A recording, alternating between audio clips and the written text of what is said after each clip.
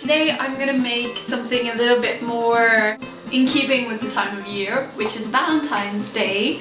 I'm going to show you how to make your own pralines with these little silicone molds. Cost me 15 quid, but they come in all different price ranges. And it's basically just a silicone mold, and your chocolate just pops right out of it. It's simple, easy to use.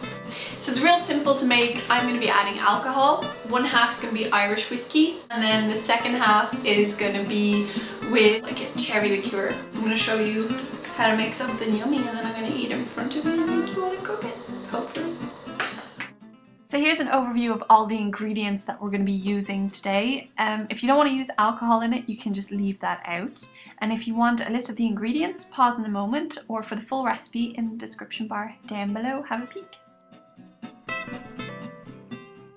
So take your cream and your wine and pop it into a pot. Put it onto the boil and then take it off the heat. You don't want this boiling when you pop your chocolate in. I love opening a new bar of chocolate. It reminds me of Willy Wonka and the Chocolate Factory.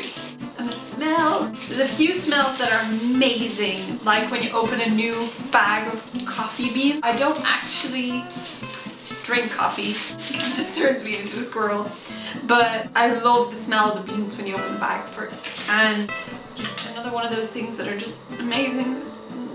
Oh, I just want to eat it now. I don't want to cook it, but I'm gonna hold back. I chose 70% because I want it nice and dark and luscious. I want to be able to control the sweetness. No, I'm not gonna eat it. I'm not gonna eat you. Go away. I'm gonna cook with you. Stop it. You little tease you. So chop up your chocolate fairly small, and the reason you add it into non-boiling cream is because it's going to burn it otherwise. So pop it into the slightly cooled cream, whisk it up, add your butter and whisk it up again.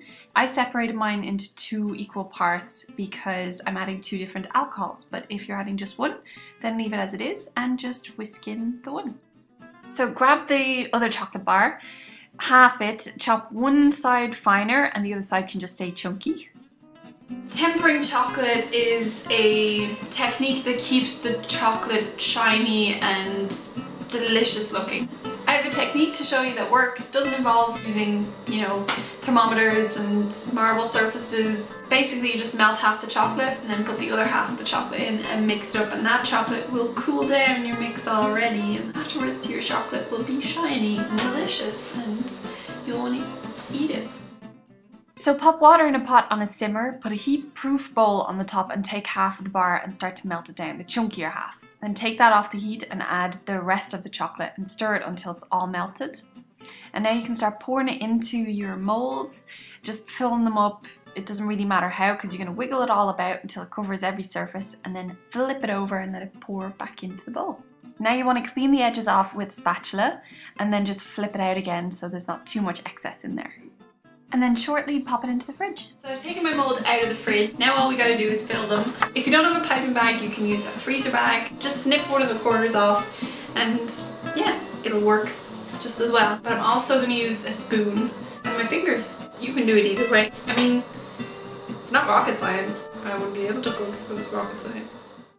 So I'm using the piping bag first. I'm just filling them up enough that there's a bit of a space at the top for the chocolate that's going to go over it.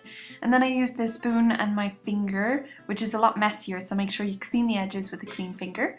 And now just tap them all out so they're nice and flat. So now take the excess chocolate from earlier, remelt it and pour it all over the top of the mold and just smooth it over with the spatula, making sure it gets everywhere, and then just scrape off your excess like earlier. Pop it in the fridge shortly and then you can carefully remove them from the mold, but be nice and careful because I happened to crack one of them. And that's it. Impressive but simple, and now you can just eat them up. Now I'm gonna eat it. That was a whiskey one. Go on the Irish. Whether you eat them yourself or with other people, just get in there. It's fun to make because it's messy, because it's melted chocolate. Whatever you're doing, have a really nice day. Happy Valentine's Day. Subscribe if you want more yummy recipes like this one. And I'm just gonna keep giving them to you. Bye!